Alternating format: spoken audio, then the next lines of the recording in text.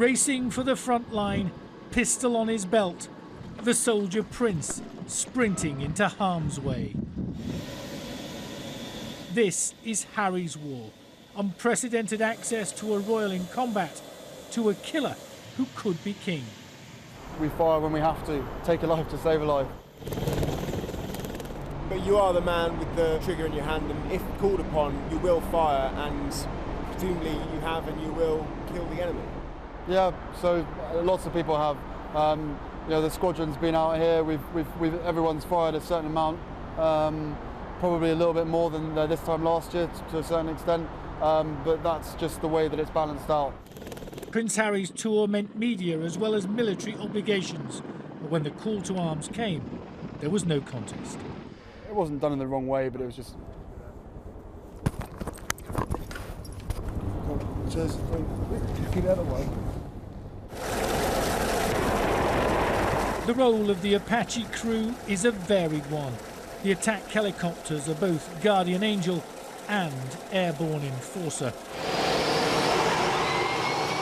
And when you're on the very high readiness shift, it means sleeping fully clothed and good to go whenever the call comes. Get to the aircraft as quick as possible. About 6.5, 7 minutes, I think, is the quickest we've got it going.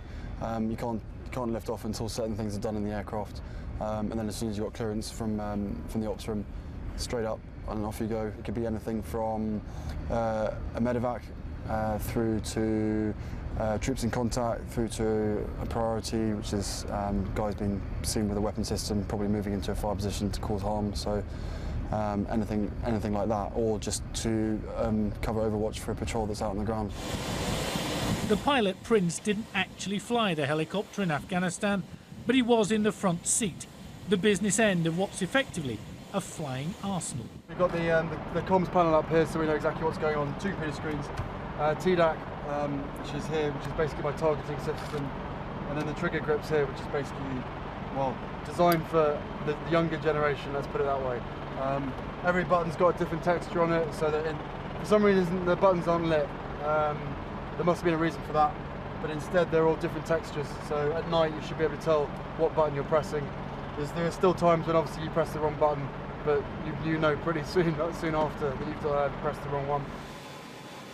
Harry may be encased in a £45 million armour-plated flying gun, but if the worst does happen, he needs to be able to defend himself, though his primary role is the safety of others. The main thing for us is the tricky escorts. If guys get injured, we come straight into the overhead, puts off any possibility of an insurgent attack, because they look at us and just go, right, that's an unfair fight, we're not going to go near them.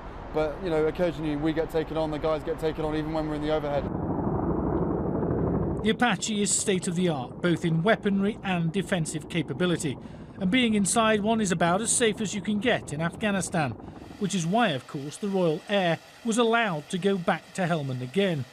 But Harry had only been at Camp Bastion a week when that safety was threatened by an audacious Taliban attack on the base itself, in which 2 US Marines were killed. This camp is in the middle of Afghanistan, and you know, it should be expected to be attacked at any point, and the guys dealt with it really well, and it was on my birthday, so it was a bit of a reality check. Prince Harry was about a mile away when the insurgents broke in, but it dramatically underlined the dangers of serving in Afghanistan in any capacity. Though if HRH had his way, he wouldn't be flying an Apache at all. If this is the only way that I can do it, and by getting back out to Afghanistan, then so be it. My choice would have been back out on the ground with my regiment. It sounds quite a sport when I'm standing in front of this thing, £45 million worth. But yeah, I think hopefully, you know, my friends and family back home know exactly what I'm talking about. The Prince might not have chosen this route back to Afghanistan, but clearly he loved it. It was 80 clicks due west of here, at an American base for an Afghan soldier. We don't really know much more details of that, whether he was shot or whatever, but yeah, it's another part of the country that we've never been to. Hopefully he'll be all right. But for now, it's game over. And for Harry and the rest of 662 Squadron, it's time to go home. After that, I'll always be here for my grandmother and whoever needs to send me abroad for whatever reason. You know, I don't really have any plans. this was my main effort to get back out to Afghanistan.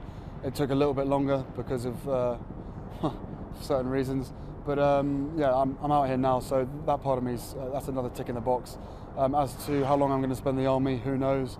You know, I will continue to bounce between my army job and the other job. More immediately for Prince Harry and his crewmates, it's time to wind down in Cyprus before a few weeks leave and then back to his unit. Will he go back to Afghanistan? Almost certainly not. Captain Wales's war has run its course. David Bowden, Sky News.